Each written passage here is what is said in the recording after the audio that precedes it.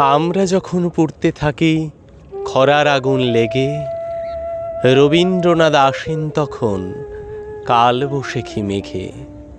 দু এক পশলা বৃষ্টি হয়ে ভিজিয়ে দেবেন মন, ঠিক যেন সে হার মেনে যায় আষাঢ় বা শাওন। মনটা যখন হুহু করে পদ্ম ফুলের রাশি, শরৎ মেঘেও রবীন্দ্রনাথ পড়তে ভালোবাসি।